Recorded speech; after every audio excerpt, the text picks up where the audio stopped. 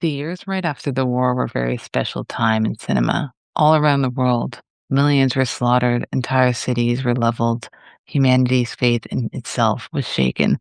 The greatest filmmakers were moved to create meditations on existence, on the miracle of life itself. They didn't look away from harshness and violence, quite the contrary. Rather, they dealt with them directly and then looked beyond from a greater and more benign distance. This is a film with a real story that is all about the rhythm of existence, the cycle of birth and death and regeneration, and the transitory beauty of the world. Those are words from director Martin Scorsese on Jean Renoir's 1951 film, The River.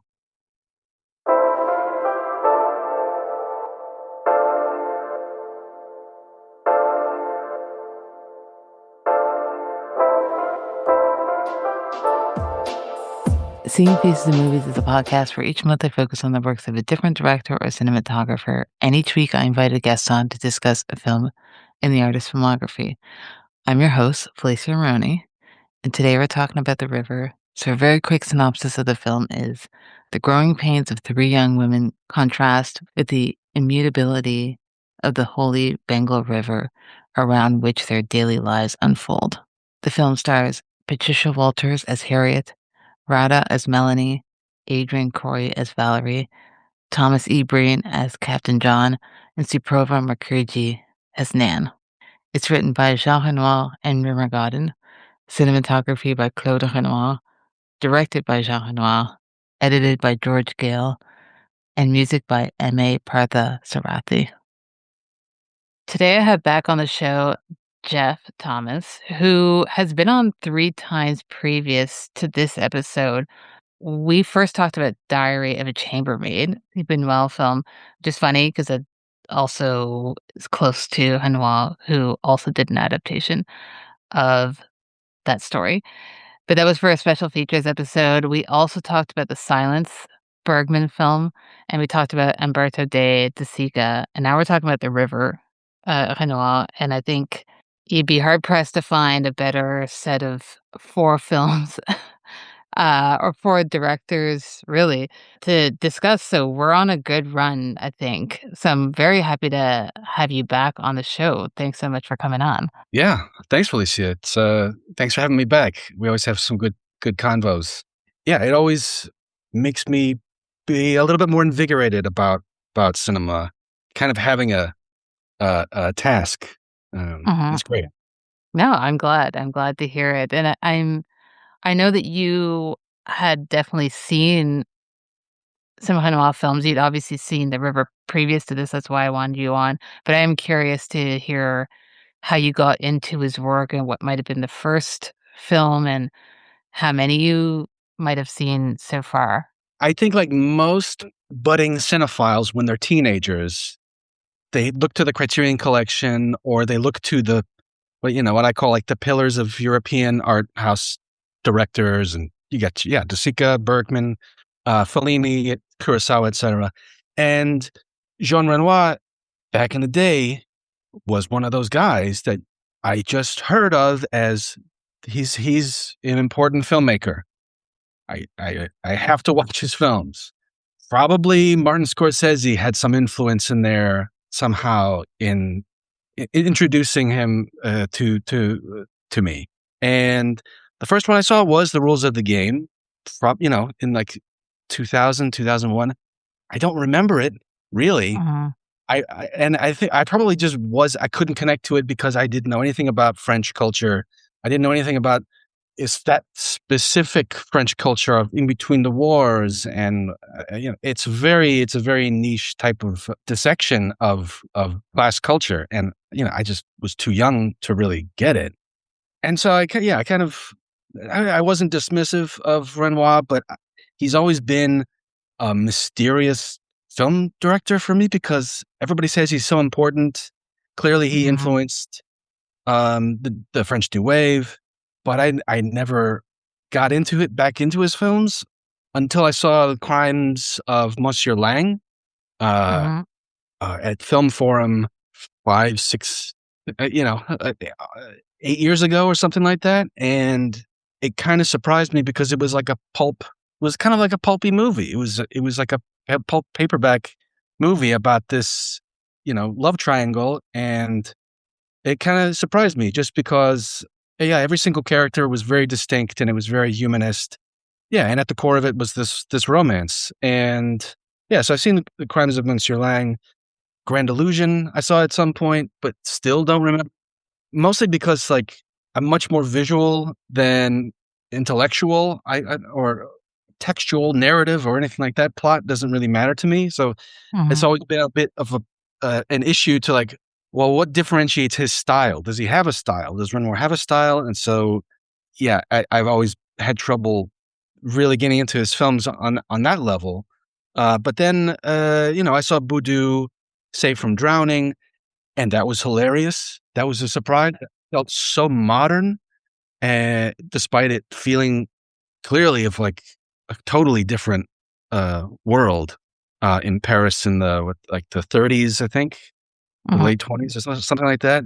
And I saw Tony, which another like it was another gem because it felt like a complete precursor to Italian new realist films, and we could talk about it later. But that film also has some thematic similarities to The River that are very intriguing in terms of nature and the cycle of life. And The Golden Coach, I watched a few weeks ago, and that's his second color film, I think. Yeah. The River, I first saw. I don't know if you remember during the pandemic, the Film Foundation would have Mhm. Yeah. Yep. yeah, you saw those too, right? Yeah. They would do like premiere streaming screenings of some of their restorations, right? Yeah. And a lot of them were obscure. Some of them were like, I think one of them was Johnny Guitar, that they screened, and then they screened The River. And I was like, okay, I should finally watch this because I've heard so much about it. Because I've always heard Scorsese go on about it, that it was very influential to him, and it's a Renoir film that I haven't seen, and it's Technicolor, so and it's in India. So I was like, "What's going on here?" Right? He's a French filmmaker making a film in India in the early '50s. Like this is kind of odd. So yeah, that's when I first saw it was during the pandemic. That Film Foundation screening. I was entranced by it. It was Mhm. I really loved it. No, that's great. I mean, you've seen a lot more than most people would have seen. Like, most people I talk to, not necessarily on this series, but in general, have seen the 2 big ones, Rules of the Game and Grand Illusion, which is totally fair and fine, and it's always interesting to hear the people who have explored more. There's usually it's something that piqued their interest, and it's always interesting to hear what that is.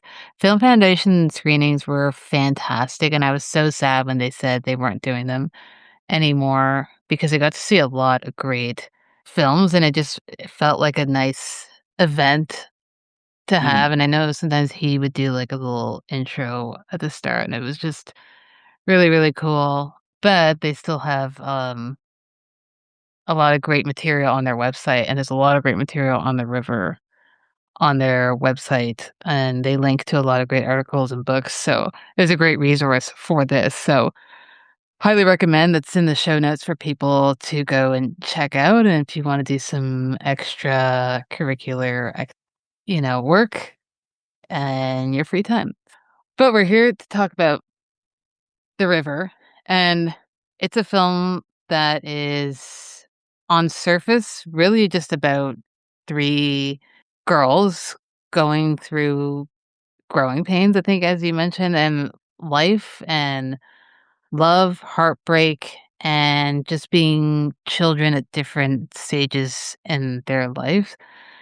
There's also the element of it being a British family in India and the history behind that and how it does or doesn't tackle it.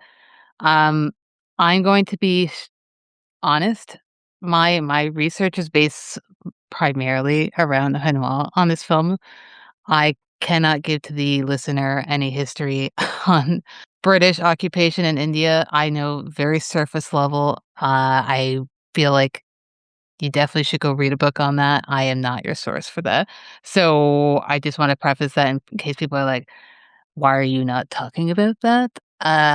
Because the film doesn't also really talk about it in a very overt way. So that's just a preface from me. But one of the first things I want to talk about is like you can like this film or you cannot, or you can find it entertaining, you can find it boring because I hear both sides about it. But I feel like you can't really deny how prolific and far ahead of its time it is or was, as you mentioned. Like, you have a French director. Up until then, he was obviously really big in France and Europe, did his stint in America, and then goes on to say, "This is gonna be my" it's an American film. "I'm going to make a film in India," which is not something that people were doing for sure, and they weren't doing it honestly. They were maybe doing a film without India, shooting it on a soundstage in somewhere in Hollywood with white actors, which we'll get into. But what he said was that he set out when he set out to make this film, he said, "I wanted to make a film about India that without elephants or tiger hunts." And I feel like it's a simple statement, but it really exemplifies what he did here. He was not out to make a film that highlighted stereotypes. He wanted to make a film about human beings, and they happen to be Indian, they happen to be British. And I feel like a lot of films at the time and even since, from outsiders making films about other cultures, have not been able to attain. So I'm wondering how you feel of someone who's seen a lot of films, of people, especially Westerners, directors going into other countries, making films about their cultures and how it's often not great, but the way you feel Renoir tackles it here, and if you feel like he's being honest and open to being taught a culture that's not his own. I think Renoir is a very empathetic filmmaker. Mhm. He's very sensitive. Yes. You know, even like when he made Tony, that film is about workers. It's not about the petite bourgeoisie. It takes place in rural France. Nobody was making those types of films or stories about people who weren't in high class culture, I would say. So he already is, yeah, he's empathetic towards people who are not from his class or culture. Um, Mhm. and I immediately thought of the kind of trope of British filmmakers coming to America and making films about America and showing Americans who they really are, and having Mhm. that point of view is really beneficial. Or this similarly, like Martin Scorsese going to England or going to Tibet and making Kundun, and him having a perspective on it uh, and showing the story in a different way. With Renoir, he's the only way you could get to this story was through, the author, Rumor Godden, right? Mhm. Who's grew up in India. She was British, right? And Mhm. wrote this book, and it's from her experience. And that's part of the truth right there is, first off, like bringing her in as co-author and having her on the set as well. But like he's not Renoir isn't pandering. He's not this isn't I mean it's very documentary like, especially with all the scenes of the jute factory and just documenting the river and the steps on the river. And it isn't even like a travelogue where you'd say, "Wow, look at this." It's not looking at this culture and these people from an alien point of view. It's looking at Mhm. them from a very empathetic point of view to learn what it is they're doing. Why are they in the river? What significance is it? Why are they meditating? What significance does their holidays have? And there's no getting away being an outsider, especially a French person making a story in English in a country that he's never even been to. So Yeah. he's really on the outside. he's learning more than he is imposing his perspective Mhm. on the story, on the people. No, I agree, and I have read his autobiography, My Life and My Films, and use that a lot in my research, and I'll also there's a book called, Jean Renoir Interviews, where he talks to over the years, they've kind of just put them all in one book of important interviews that he's done. And I think when you have a director this prolific, and whether you like his films or not, the best thing about it and about him was that he was always so happy to talk to people about his work and art. So there's a lot of information about and like firsthand accounts. And when you read him talk about his life leading up to him even making films, he is the son of a huge painter, Pierre Auguste Renoir, and Yeah. so he grew up in an artistic environment, and when you hear him talk about his childhood and the sensitive nature of the people around him who were always so open to learning new things and, immersing themselves in cultures outside of their own, it really comes as no surprise as to how he eventually comes to make The River. But I think you can also get that from watching his films if you've never even read a single thing that he's, uh, written or any interview. It just feels natural that he would come to this because, as you said, he is very empathetic, and I think for him, he's coming at this, like, why he got into this is because he heard about the book, asked for the rights, and then, as you said, worked with Rimmergården on the script, and he said, "I love this book. It's not really you can't really turn it directly into a film, so we need to work together to change things." And they worked and they well, his main thing was that he wanted more of India in the book because the account I haven't read the book, but the account is more so of her and her family with India as the background.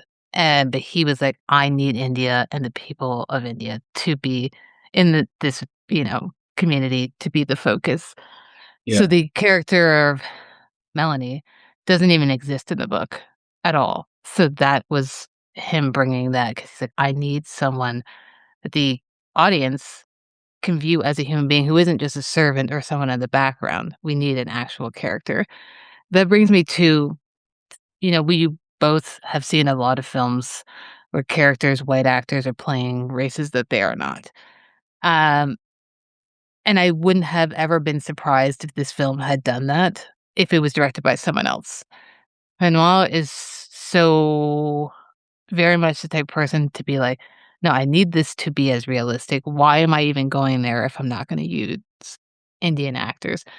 How do you feel that changes the or affects the story? Because I think you and I, probably are so used to seeing the other way that we probably it's always a shock to see brown face or blackface, but you would have been like, "Well, it's of the time." So it feels kind of like a bit of a shock to be like, "Oh, he actually used Indian actors." I don't know if you felt that when you first watched it. When I first watched it, noting the distinction that there was one Indian character amongst the white people and she wasn't white in brown face, it didn't really phase me. I was like, "Oh, okay." I was my first thought was, "Wow, she's stunning." She's like, Mhm. "She's really beautiful." Yeah. And that was my first like, okay. But, of course, you think about it, and it's like, "No, this is 1951." That's not happening in other films, right? They're not as progressive, and then I just thought, this film completely independently produced? It was like I read about the whole story about the producer who, Yeah. um yeah, so it was who tried to get the rights, and then he found out that Renoir had the rights, and Mhm. then they collaborated. So he wasn't under the thumb of any film studio to say, "You need to, you need Jacob Elordi as, in your role," right?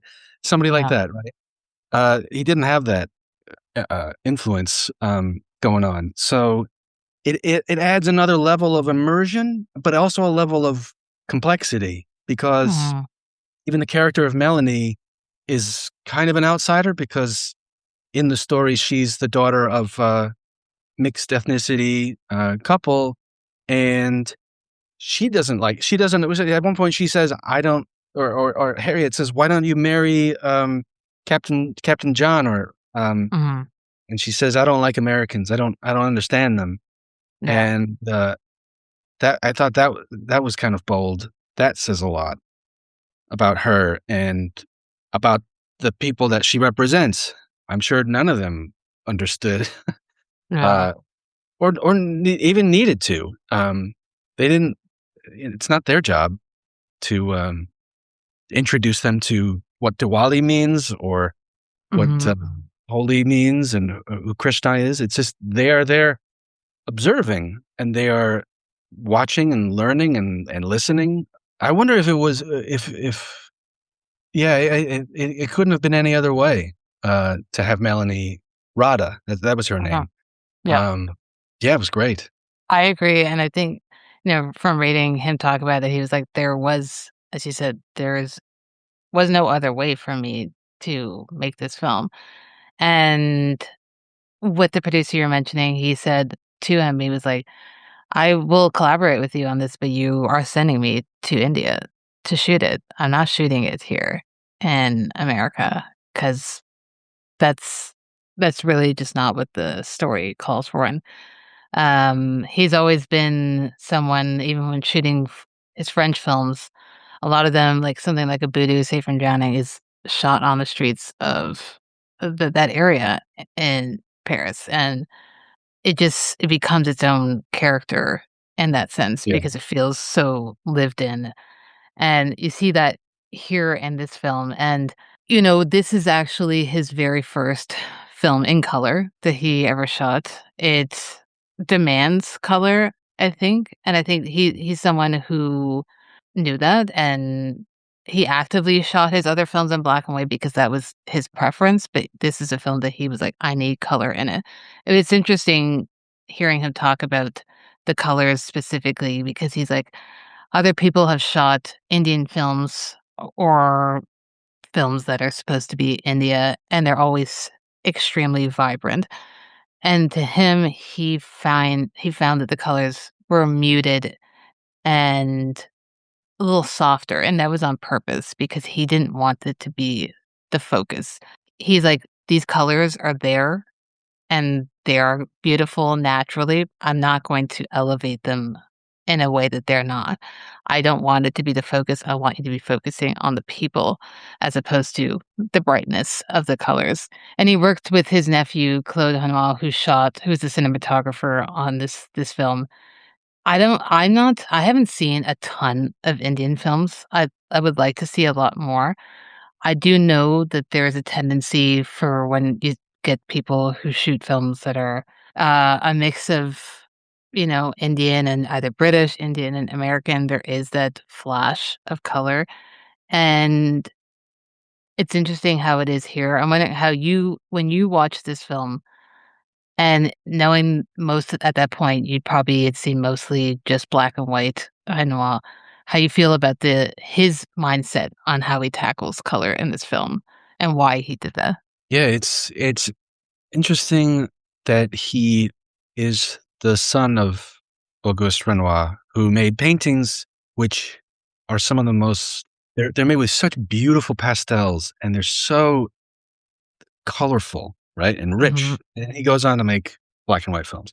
It's Yeah. but it's weird, but maybe subconsciously, his father and him growing up around, impressionists, painters, has an influence on this. I do remember when everyone's, all the press about this is it's his first Technicolor film. It's Renoir's first color film. It's gonna Mhm. be incredible. It's in India, color, like all this stuff. Like it's gonna be vibrant, right? Like just what you're saying. And it is. I I was kind of taken aback by how subdued it was. Mhm. But it is very natural. And the more you sit inside the film and the more locations you go to, like when Captain John chases Melanie into those fields or those tall, I don't know if those were like sugarcane, something like Mhm. that, right? With the giant leaf forest. Uh, it's so green. It's so green. And then all the characters that are in there just are so, what am I trying to say? It's the colors do become vibrant in certain Mhm. scenes, but it depends on where they are. Maybe your eyes acclimate to the color, the Technicolor itself. So now everything feels enriched. Every emotion that these young women are feeling is is bursting through in this Technicolor scheme. But yeah, it is. How can you make? I mean, even the river looked a bit dirty. How can you make? Mhm. Like, and how can you make jute look vibrant? You can't really do that. It's honest and it's true. Um, Specifically the whole sequence where the older Harriet, because she narrates the film, Mhm. um, older, age, when she's narrating what she loves about the river, that whole sequence where it starts off talking about all the workers on the river and the flow of life on the river, and then going into the steps and different kinds of steps and all that. It's beautiful because it looks. I don't know if you've ever. I'm sure you have. If you've seen like positive film photography, like Kodachrome, a little bit like Kodachrome. It looked a little bit like that for me, and it's so warm, right? Uh, Mhm. and even when there are during the Holi celebration, which itself is extremely colorful, and that's the beauty of it, is real. It's not he's not throwing the colors into the camera, and it's very subtle, and I don't know. It maybe that plays into the fact that this feels like an older person recounting their youth with this, and it's from the point of view of these children, basically, Mhm. and that can seem elevated, and the colors can seem richer, even if it's mundane. It's interesting because I think it is, like you said, it feels like because both in the film and in the book, which is based off of the author's real life experiences, she wasn't a tourist who's just gonna be like, "Wow, this is, amazed by everything." But the things that she are amazed by and she remembers fondly are stuff that people would probably just not even fully notice. But if she's living there and it's was her life, so she is finding beauty in something like a river that on first glance doesn't seem that clean, and finding beauty in steps that most people would probably just be like, "Oh, that's nice," and then carry on. It's that lived in nature of it, and I think for him, instead of making all the colors pop as though it was like, you know, actually, I'll bring this up a little bit later, as though it was like a Pressburger, and Powell film, um, it feels more like these are the colors that people are seeing every day, and they happen to be vibrant, but they are not it's not a flash. This movie is not supposed to be a spectacle. He goes on to make a few spectacle films, and those are supposed to be that, but this is not.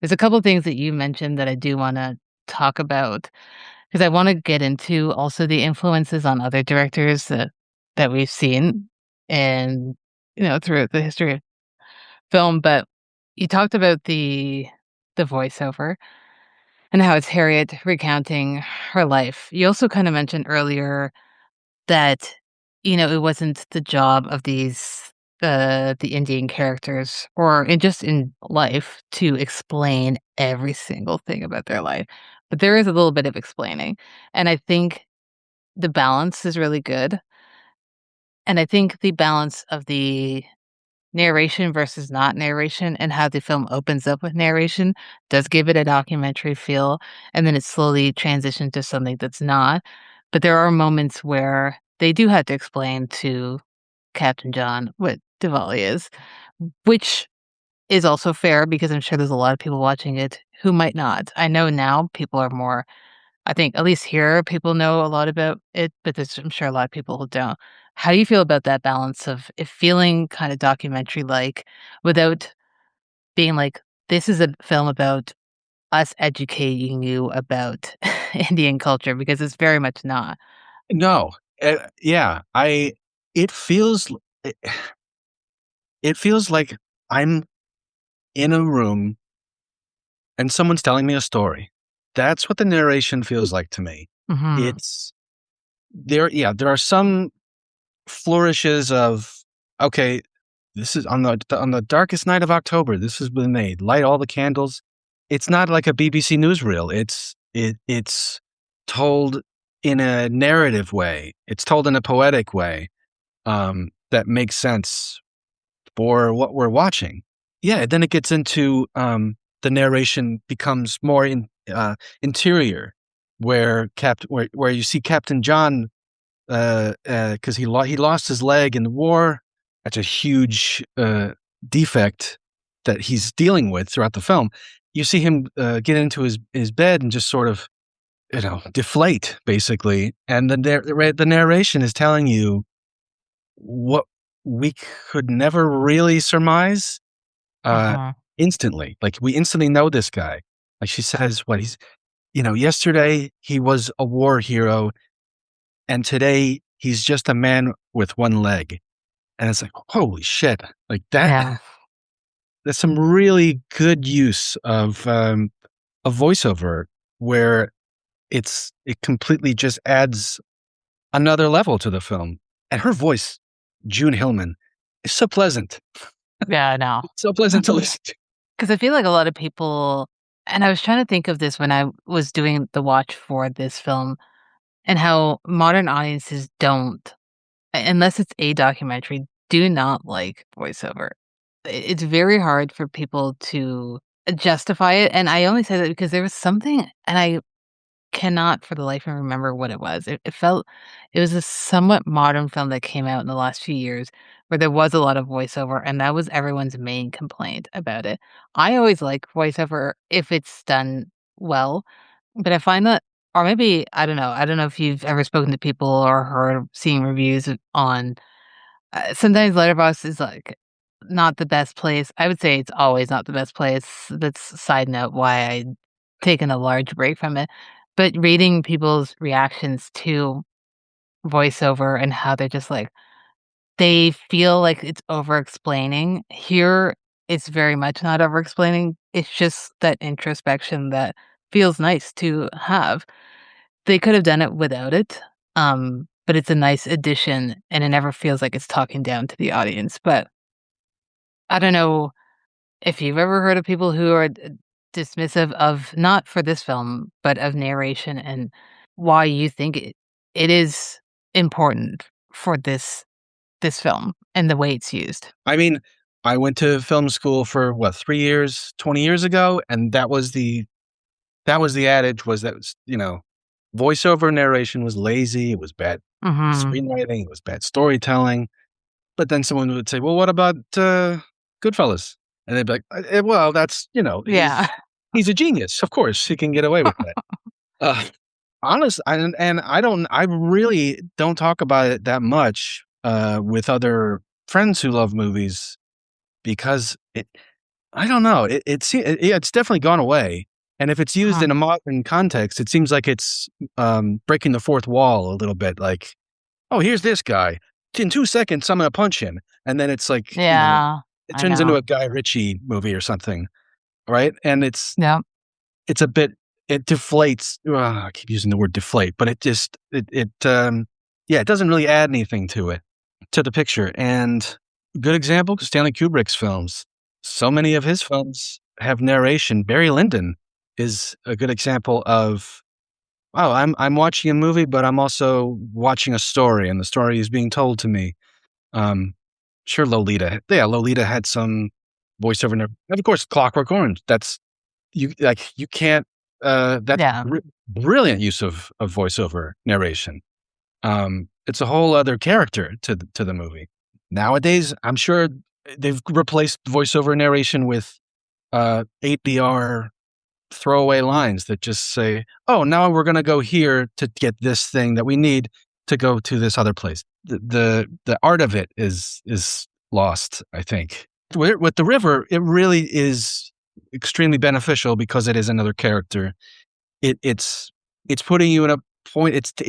It's putting you in a point of view that you wouldn't have gotten otherwise. It's, oh, I am listening to this person tell me her story of when she was 12 years old or something. And that's what I'm Mhm. watching. And as I'm watching it, she's going to inform me of the things that I'm unfamiliar with. And she's going to tell me, I can see it in the actors' faces that their emotions, but she's also going to tell me how she felt. And as much as I'm watching the film, I'm also watching older Harriet's Mhm. recollection of her youth. Does Yeah. that make sense? Yeah. No, very much, and I think that also ties into just him working with the source Yeah. and taking Rimergod on and saying, "Let's work on this together," and having her on set, which is a lot of directors would be like, "No, this is my thing now. I don't even want you anywhere near her because I wanna do my own thing." He's always, as we keep saying, empathetic, sensitive to art and other artists. That obviously stems from his upbringing, and it's always nice to see a a nepo baby succeed in the right way. Um, I do kinda wanna talk about, and we'll continue talking about the films, and we'll get into the second segment, but briefly, I kinda wanna talk about, we've talked about how he's obviously a huge name and has influenced a lot of people, and this film influencing directors specifically. We talk about Scorsese. Wes Anderson talks about how much this film influenced him, and he goes on to make Darjeeling Limited, which I know a lot of people don't like. I personally really like that movie.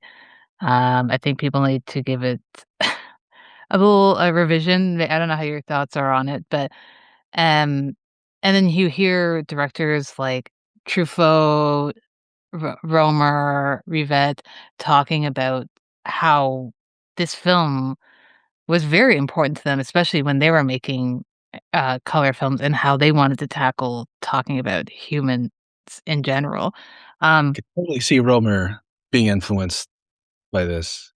his use of color is insane in his films, but also just the way he tackles human stories. Because you talked about earlier on how, in some of his films, he's tackling just workers or something like in Voodoo's, like, the main character is a vagrant, uh, who just is kind of, you know, essentially, in the lack of a better word, the bum who causes chaos, and that's the type of stories he likes to tell. He wants to talk about real humans. I'm sure you've seen a few of the films that he's influenced. How you feel about those type of directors taking on, their own visions and seeing the influence of this film and those.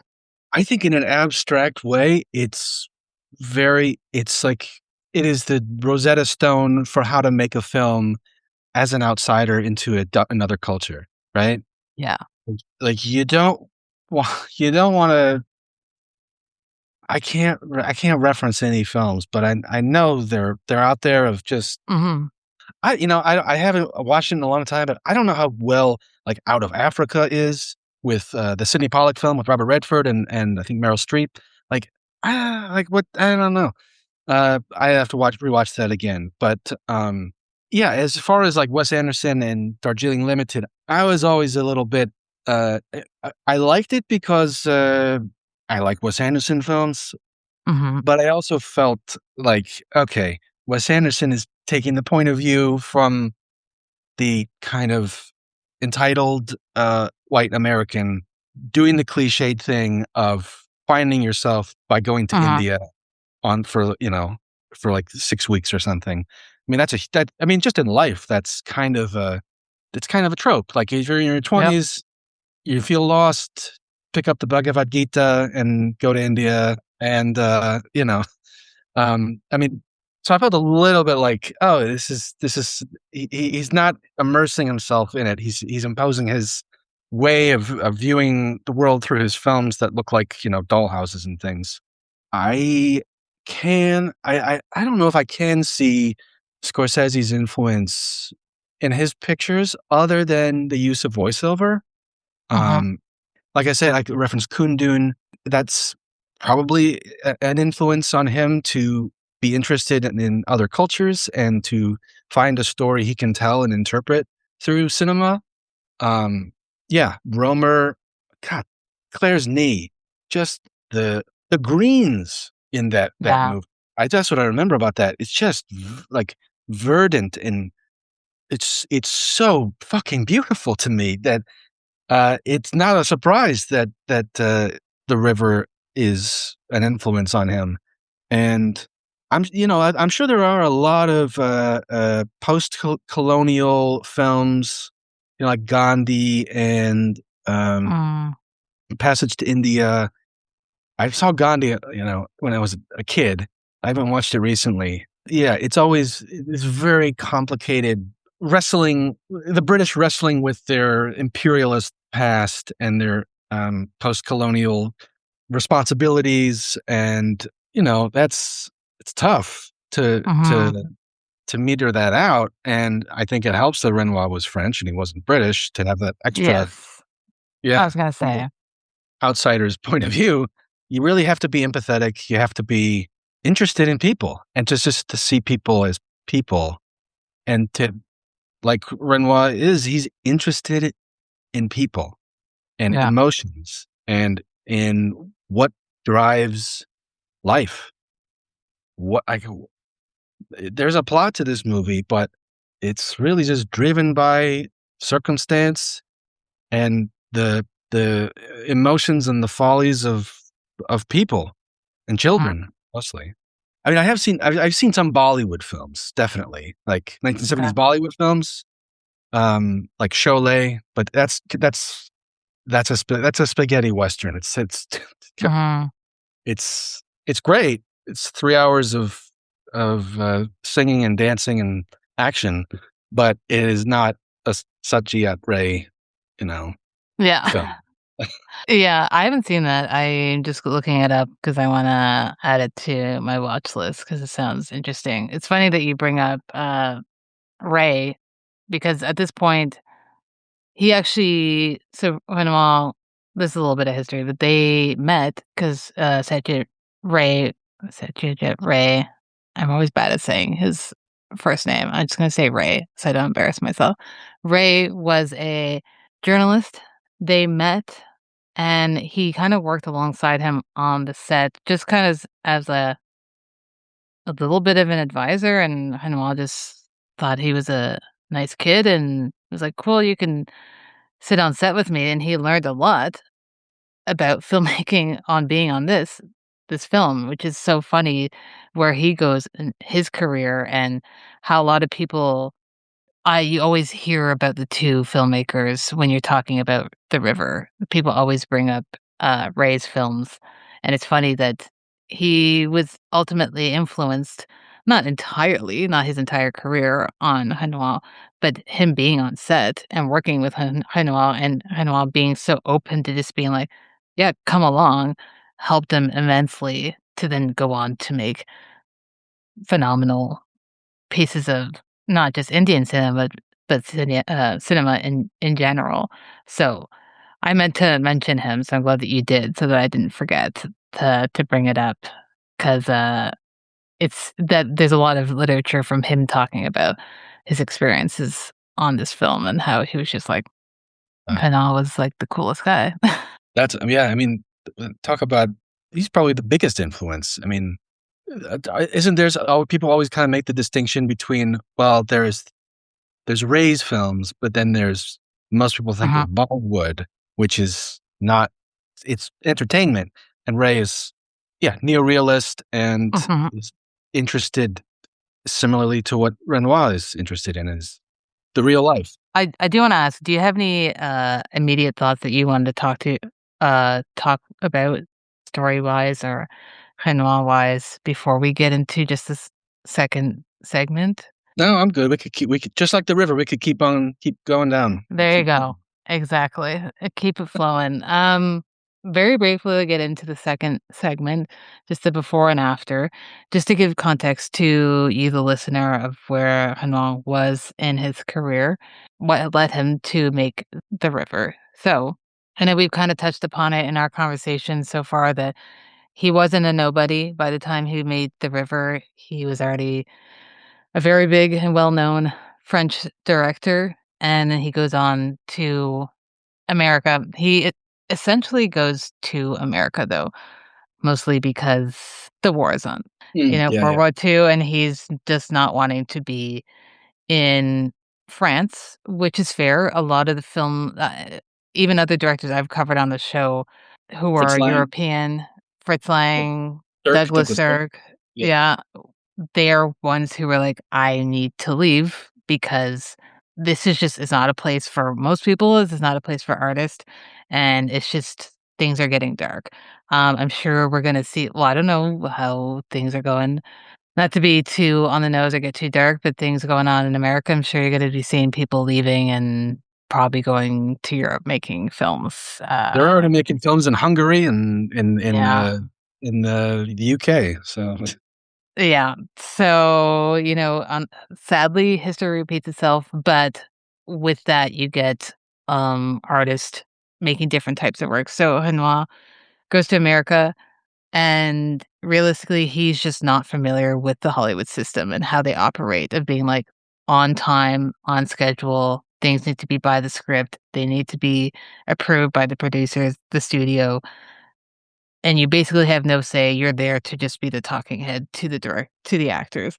That stressed him out, obviously, because he was very much a collaborator. He loved to collaborate with everyone on set, especially the actors. He to himself, his like, "My most important job on this is to make the actors comfortable and collaborate with them and take in their life experiences and sometimes improvise." He's like, "I'm writing the script, but I'm not tied to it. If you think something else fits better for a character, you do that." Anyway, by the time we're getting close to the river, this is towards his end of his tenure in America. What he does right before the river is a film called The Woman on the Beach that ends up being released in 1947.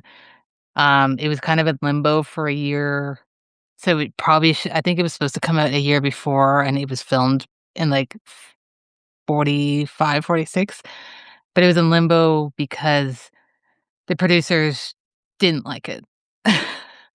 And they were like, "What's going on? This wasn't the script that was there." There's too many scenes of, like, people just kinda lingering and looking like they're just thinking about life, and they forced him to re-edit, and it took him 6 months to re-edit the movie. By the time it came out, he's like he just was done with it, and he's like, "I don't even know. This is not the film that I wanted, but, like, whatever, get it out and get out there." It's very briefly, the film's about it's a love triangle story, which is not dissimilar to a lot of films that he tackles, but it stars Joan Bennett, Robert Ryan, and Charles Bickford. I've seen it. I enjoyed the film. Um, I also, at that point when I saw it, had seen a lot of Renoir, and it did feel like it wasn't him.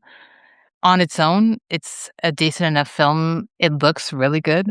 It looks beautiful. There's a lot of fog and shadows in the film. But I would be very interested, and it probably doesn't even exist anymore. Like, if anyone ever comes across like the original director's cut to this, I would be very interested to see it. But I feel like it probably long gone. He felt very dissatisfied by that experience, and he goes on to make The River. There is some American money involved and in the release, so it's technically his last American film, despite the fact that it's not shot in America and shot with mostly, like, other than one actor being American, everyone else is either British or Indian, and I do wanna get into the next film, but I thought it was interesting something he said about The River. So he was being interviewed, and the interviewer asked him if he considers the river to be like a fulfillment moment in his career, and if it marks kind of the end of a period in his career that then opens up to the next. And he says, I think it's more of a beginning than an end. And shooting that kind of story makes you think about many things. You re examine your values and you modify them. The river brought me into contact with new things, taught me something about things I didn't know, and that had a great influence on me. And I think that encompasses the film and that point in his career very well. That some people might have been like, oh, now we get the second phase of Renoir. But to him, he's just like, this is just me learning as I go along. I'm not going to be stuck in a certain way of making film because that's just not who he's ever been. What he does right after this is called The Golden Coach, and that's from 1952. And briefly, it's in the most basic way, it's about an Italian troupe of comedians in Peru, and it's set like in the 18th century. And this one's also in color. It's shot entirely in Italy, and it happens to be the very first film shot in Technicolor in Italy ever, despite the fact that he's, again, not Italian. It was shot in English.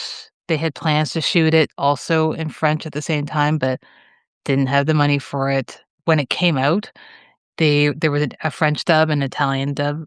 He hated both the dubbing. He actually goes on a big tangent in his book about how much he hates dubbing. But then he was like, the version that Criterion put out and that's been restored is the English language version. It was not a success. A lot of people didn't like it. But then it kind of leads into what he does right after that, which is French Can, which is another huge Renoir film and that big spectacle of a film. And it kind of, some people view it as him righting the wrongs of the Golden Coach, and he does it better in French Can. So that's where he was at in his career, and it's a very interesting point where it does feel like the river is kind of that bridge into what he ends up doing towards the later portion of his career and being so kind of enamored with films in color and that spectacle and just going back to France. And I think everyone we can all relate to being like, I tried this one thing, it didn't work out. I'm going to go back, not necessarily go back to how I was, but learn from that and go on. You mentioned before we started recording that you hadn't seen Women on the Beach, but you kind of got the gist. And you said something about it that I thought was really interesting about his dissatisfaction of that system. He was like one foot out the door, essentially, when he was making that film.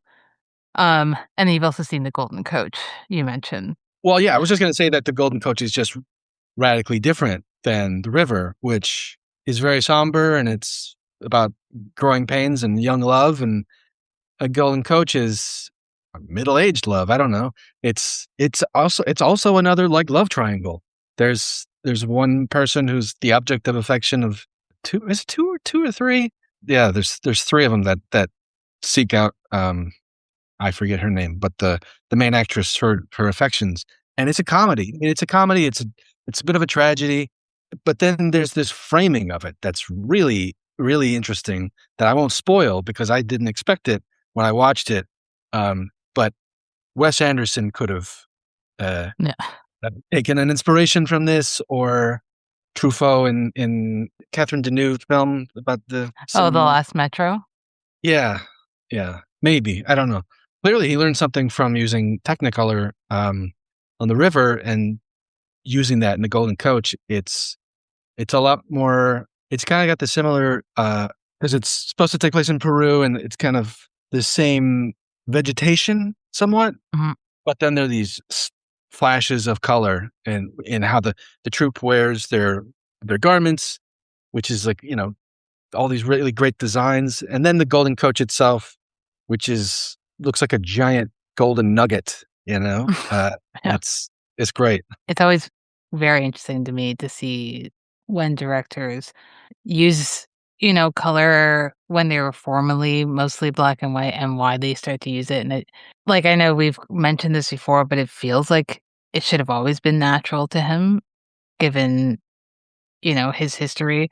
Sometimes, maybe it was like a subconscious rebellion against, his father trying to distance himself by being like, "I'm gonna do the opposite," but then ultimately coming back to what realistically feels natural to him and his heritage.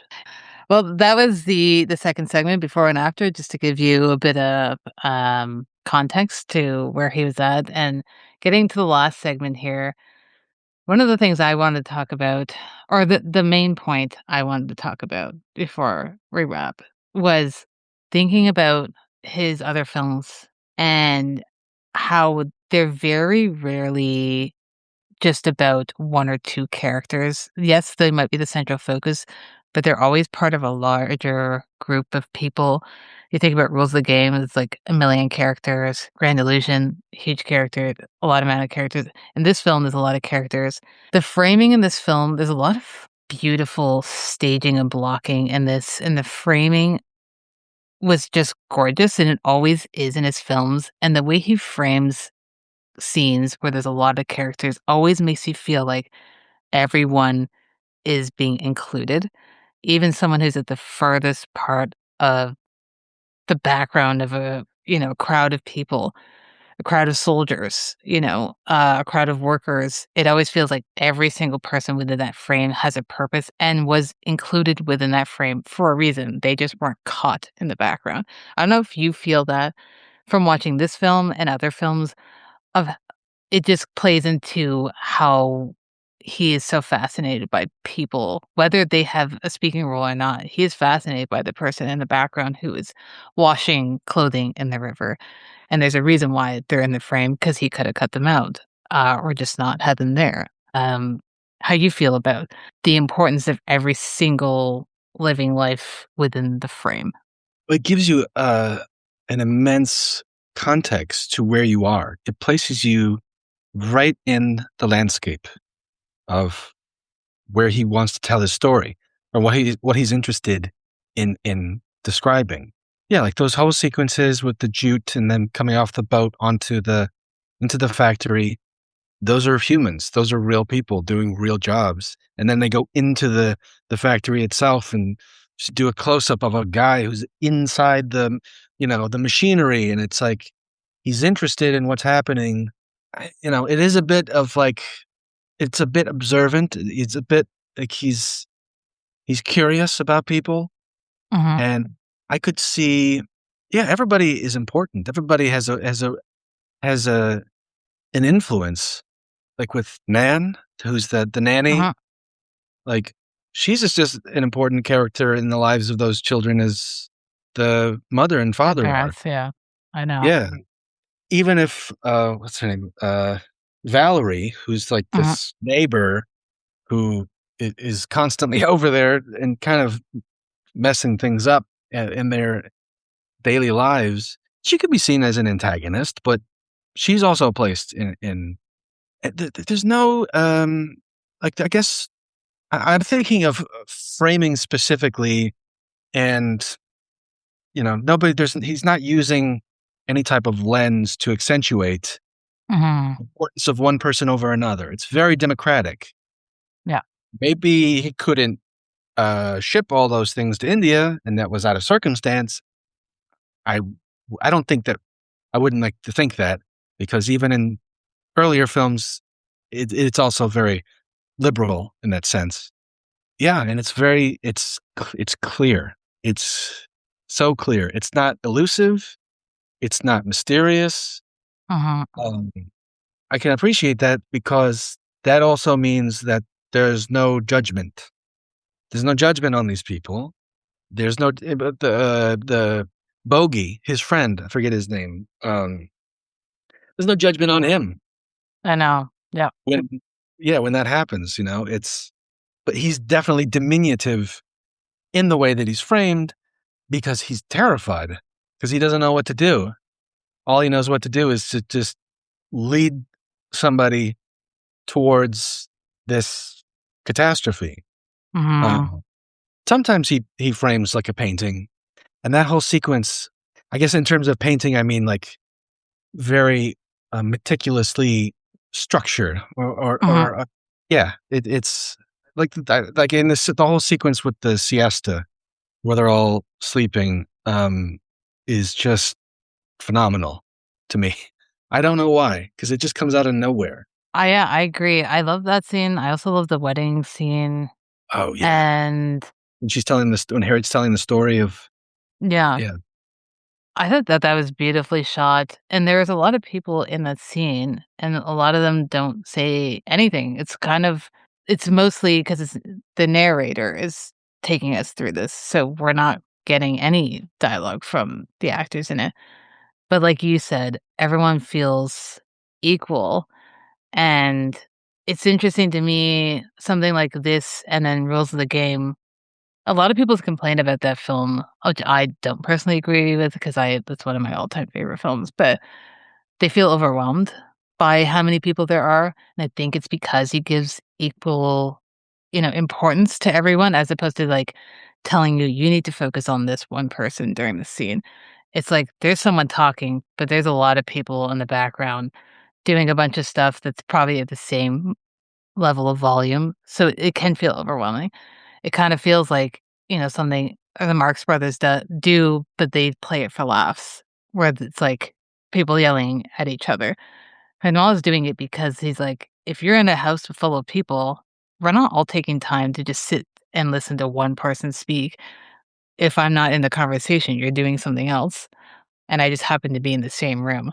And it feels very much like that in the river too, where people are doing things, but there's people doing other things in the background. It's what they're doing is important to them. They're not involved in the conversation these other characters are having, but they shouldn't have to stop while these characters are talking about their lives because it just doesn't make sense. That's not how real life works. People are working in tandem and living life and having conversations in tandem. And I feel like it's very difficult to do without feeling overwhelming. I don't think it definitely doesn't feel as overwhelming as it might in Rules of the Game, but I think it's interesting and again, kinda just plays into what we've been saying of his empathy and interest in human beings as a whole, as opposed to just like, "I'm interested in these types of characters, these types of people." He's interested in everyone that he decided to include on in that film and then on set that day. Everyone's important. So, um, yeah, any other points that you might have missed that we haven't or we might have missed that you wanted to bring up? I know there's always so much you can say about a film, but sometimes you also don't wanna over explain your thoughts. But if you have any final, I'd love to hear. I was just taken with the cyclical nature of the movie. Mhm, Um, like thematically, I was maybe the first time it just maybe I was too overwhelmed, and then now this more I watch it, really the more there is to um, intake, and yeah, this whole idea that they're talking about throughout the entire film of birth, death, and life, and certain phrases are uttered by characters that like foretell the ending of the film. They foretell plot devices, or it's just like everything that they're talking about is kind of poetic, and it's all thematically linked to the river and to just mhm, this constant flow of life. Even the way that it ends with a birth. Um, and it's like, and it goes and it keeps going.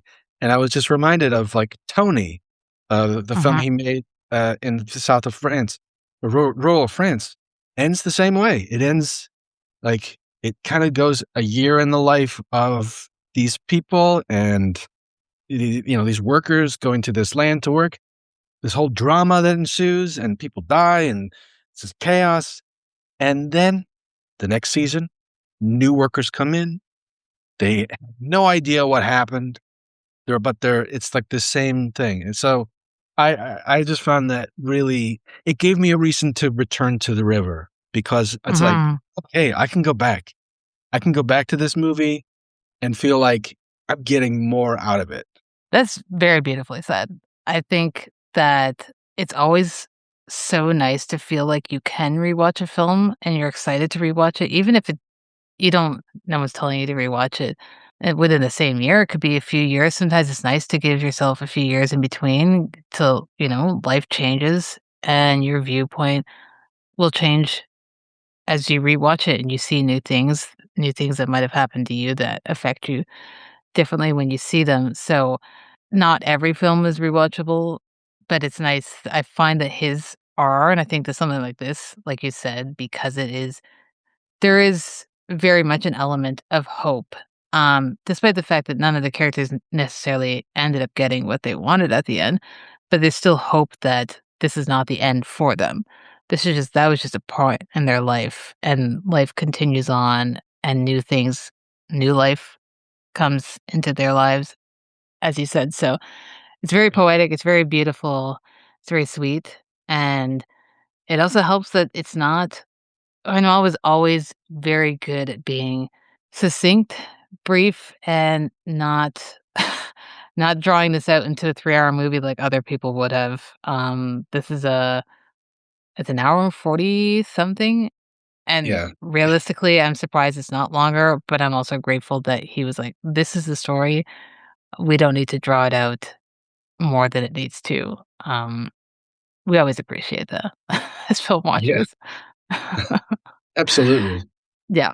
So no, I love that. I think that's a beautiful way to end it. Um, but before I let you go, I do have still one more question because we always want to talk about, it's hard not to talk about film to compare it to others or things that you think would pair well with it. Wondering what you would pair with this one if you're making a double bill, if you have one choice or a couple, and why you're pairing these films together for someone. I had a lot of difficulty with this question because Mm, I can see the elements that are in The River that are in other films, but I could not for the fucking life of me remember what those films were. I yeah. was like, "No, there's gotta be a movie that takes place over a summer, and it's somebody recounting their childhood, or, it's a story of a young girl who's fallen in love with, if she's 12, he's maybe 30 or some there's gotta Mm, be there are movies that have that story. I thought of Atonement, a little bit, like, maybe elements of Atonement could be paired with this. Um, I couldn't think of any 'cause even something we also talked about in terms of, a family outside of a culture being within another culture, maybe the Mosquito Coast with it's mhm. a Peter Weir film. Harrison Ford plays the father, the patriarch of this family in, the rainforest, and he's like a what does he build? He's building an ice machine. He's building a big machine in the rainforest that makes ice, and it turns into it's but that wasn't great either. So I was like, "Oh, fuck," "What do I do? I can't."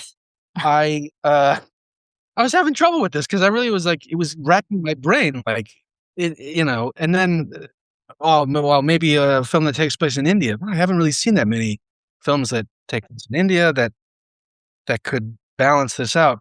So then last night, I watched, a Maurice Pialat film, A Nos Amor, which is, Sandrine Bonnard's film debut. Yeah, I haven't seen that one yet. I essentially made it it's pretty good. I Yeah? essentially made a double feature with that. So, if you wanna imagine Hannah, 2 years older, Mhm, or Harriet, not Hannah, Harriet, the, mhm, if you wanna imagine her 2 years older and, becoming more of a woman in a very inverse type of way. She's not a poet anymore. She's kind of a rapscallion. She's wants to be an actress, but she's trying to find herself through all these uh, men and former lovers, and there's just this terrible domestic violence happening at her home. Her father leaves. Maurice Pialat has been called the French John Cassavetes. So it was very mhm. realist and was very direct and at times shockingly violent. So I would recommend that one uh, as like a double Okay. feature, if only because it's just it takes you out of where you've just been. If you're in the river and you're in a Jean Renoir film, that's like a potpourri. Maybe this is walking out into the street and it's summertime and it's stinky and it's, you know, asphalts and stuff. So it's just like the complete opposite of what um, just occurred. No, I feel like it's sometimes it's good to have contrasting films and not necessarily watch 2 of the same right back to back, even if there's Mm. gonna be, differences. So that's great. I've only seen 1 of his films so far. I've seen Lulu, which I liked. It was dark too, so I was like, now that you're saying that that's dark, maybe that's his themes, or his go-to, so I am interested to watch a lot more of his stuff. But for me, I thought of 2 films as I was watching it this time, and 2 directors, 2 French, women directors, actually, who I think both tackle their interest in human beings so differently, but they're both very fascinated with humans. So the first one I thought of was Chocolat, the Claire Denis film from 1988, and it's about a woman who goes back to Cameroon. So we're in Africa now, and she's recounting her childhood there. So there is a similarity there. Again, very different stories, but there is that element of a woman who lived in this country, and she's going back to revisit somewhat kind of like Harriet is revisiting the country through her narration. So there's that. And then one that's not as on the nose similar, but I thought a lot about just in as a whole, Agnes Varda, as I was watching, and her use of voiceover narration and the way she tackles her interest in human beings and their everyday lives. I couldn't think of one because there were so many that it felt like she, for sure, I have to assume she definitely saw The River, and I can almost imagine she would have been a huge fan of The River because especially her whole crew of people, they were all very fascinated with this movie.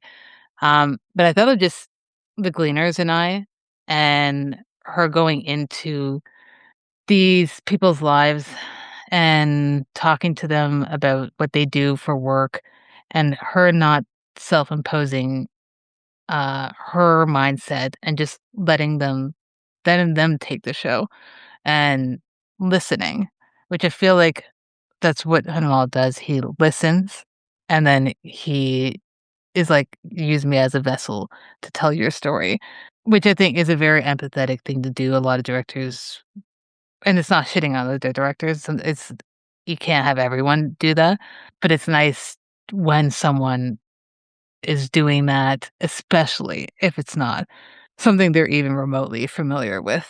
If Hanwha had gone to India and was like, "Listen, I think I know what's going on here," it would not be the film that we would be talking about today.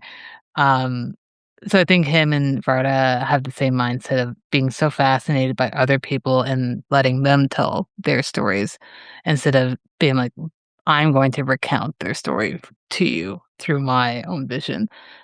So those are the ones I thought of as pairing. If you wanted to go more of the documentary route, the film kinda sets up, the river, you could do her documentary, The Gleaners and I.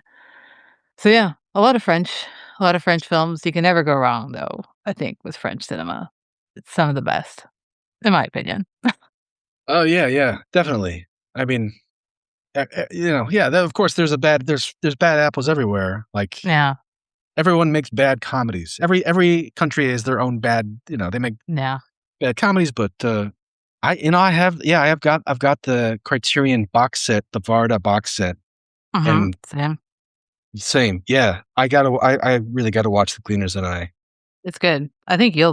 you'll really like it. I feel like it's very much up your alley. If you like her style of storytelling, Oh yeah. um, even though this is a documentary, it's still very much storytelling. I think you'll really like it for sure. So Nice. yeah, well, that was The River. Um, I had a blast talking about it. It's always nice to talk to someone that I just also genuinely his opinion I value about a film, but it's nice to have a great conversation about a film. Hopefully, it inspires people to watch his other stuff, or especially go and rewatch this film because, as you said, you get so much more out of it on a rewatch. So, Jeff, thank you so much for coming back on the show and talking to me about The River. Yeah, thank you, Felicia. Appreciate it. Seeing Faces in Movies is an official podcast of the Royal Film Club. It's hosted and edited by Felicia. If you like what you heard, let us know at seeingfacesmovies.com or send us an email at seeingfacesmovies@gmail.com. And while you're at it, please subscribe and rate the show wherever you listen to your podcast. And stay tuned for our last episode in the Renoir series on Grand Illusion. Watch more movies, and we'll catch you next time.